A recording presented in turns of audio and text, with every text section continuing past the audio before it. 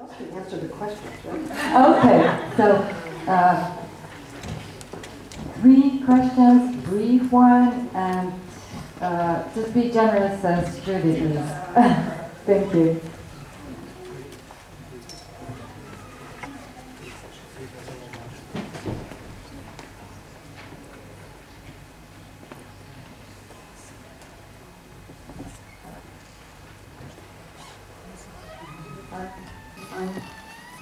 Thank you so much for being here. As someone who works and teaches at Ohio State University, it's good to see a fellow Buckeye. One of the questions I had from last night was I was thinking about the language of allyship and creating space for allies. And it sort of links to solidarity, but what I'm more interested in is how do we teach vulnerability across bodies with keeping the need to create collective action happening at the same time.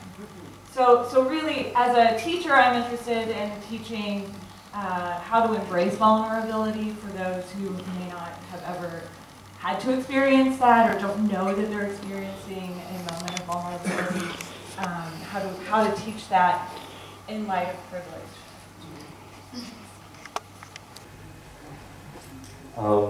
I have a sort of provocative question, so beforehand I'm going to say this. Gender Trouble really changed my life when I was hitchhiking around the Balkans and reading it on the way. And I really loved your twist to the more anarchist sort of seeing with the new words.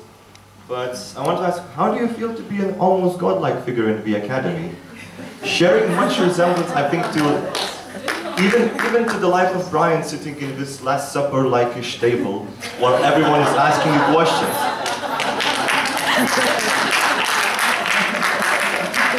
I mean, in this conference, more than half of the people quoted in very short 20 minutes Judith Butler says that, and we and I will probably continue doing it when we go back home.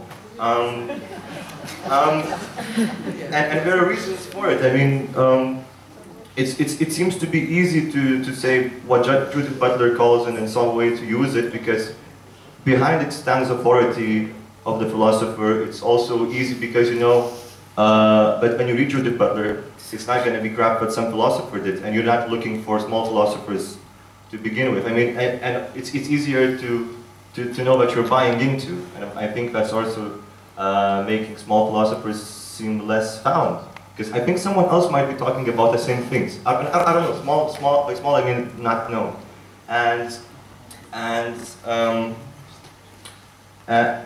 it also fits into one well-formulated theory, which we are all now producing together here, but you know, it also becomes very homogeneous.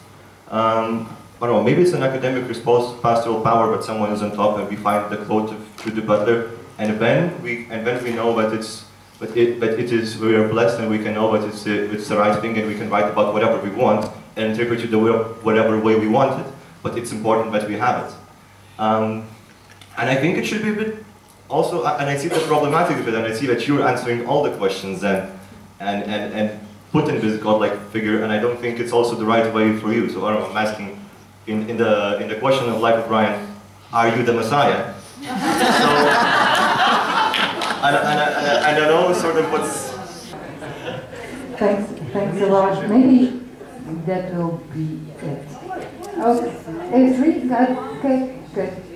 I keep my promise. Is there any third question? That was too good. Yes. That was it? No. Yes. Go ahead. Just, oh, the mic is just on its way.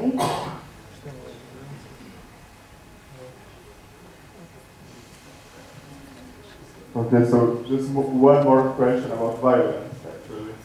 I think you started to catch more or less an answer about this question yesterday and today also. The problem is to think, in which sense should we think more or less about kinds of symbolic violence and its comparison between the violence of state and the violence of social movements in some sense.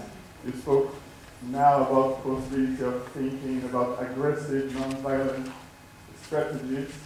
And I would say, what about thinking about violent, non-aggressive strategies, for example? Can you say that again? Sorry? Just repeat the last phrase. About what thinking about violent, non-aggressive strategies. Violent, non-aggressive.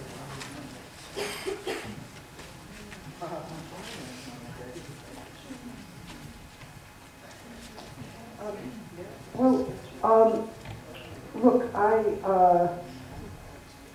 going to be brief. I'm not sure you can teach vulnerability.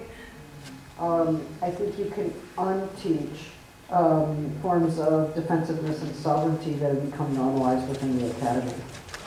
So maybe it's about looking at the protocols that we do follow, and why and how we think, or what kind of ideas of mastery we have about thinking, which of course brings me to the iconic status of Judith Butler. Well, first of all, I have a rather strange relationship to academic philosophy. Sometimes I'm right in there with the conversations, and other times not at all. So I don't know. It's nice that you call me a philosopher, but not everyone does. And that's okay with me too, since it's the interdisciplinary conversations that sustain me. I have to say that it's hard for me to be the one who's supposed to be responding. I would have preferred a more open conversation, like maybe to have a couple of questions on the table and to hear from others, because then I get nourished, I learn new things, I'm transformed by what someone else says. But these were gorgeous questions, so they were their own contributions in ways that I did learn from, and I also saw places where I hadn't thought things through, or I might take some new things into account. So I do feel like I was given a lot and not treated as someone who had all the answers. Indeed, there are some criticisms in the terribly polite questions that were asked that are potentially devastating. So that's good. That's good. That means something happened, that we had an event. Look, I don't really know what it means. All I know is that Judith Butler is not, it's not how I live. Like, I understand, like, when it happens, like, I'm interpolated, and it's like, uh-oh, time to be Judith Butler. But then I go out of that, and if I were the kind of person who identified with that, I would be crazy.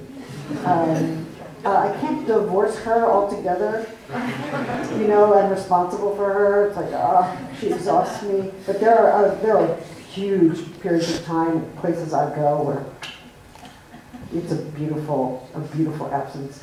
I don't know. I have very limited things to offer. I have conceptual analyses, and I put forward ideas, but I don't have the same empirical grounding that many people in political science have. I don't have the same grounding in economics that we really need. I don't have the same grounding in coalition work that a lot of people have been involved in for a very, very long time. I stand to learn in all those areas and more. So yeah, probably not a good idea to make me into an icon. Plus, you'll have to hate me and destroy me if you do that. And then I won't be, but it doesn't have to go that way.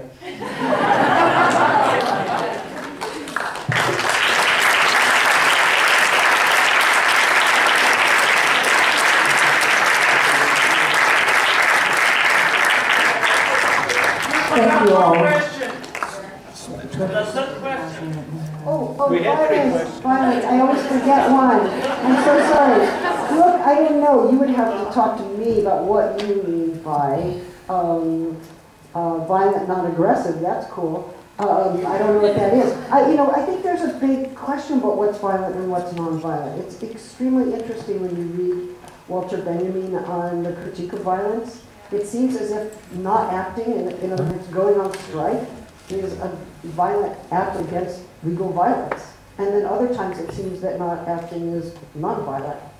So is the strike violent or is it non-violent? And what is called violent? I mean, very often my fully non-violent views on the Middle East are called terrorist or violent or, destructive. you know, I'm as I'm as unconditionally anti-militarist as a person can get. I even argue with those who think that armed resistance on the part of the colonized is a good idea. So, you know, I'm useless for any military thinking at all.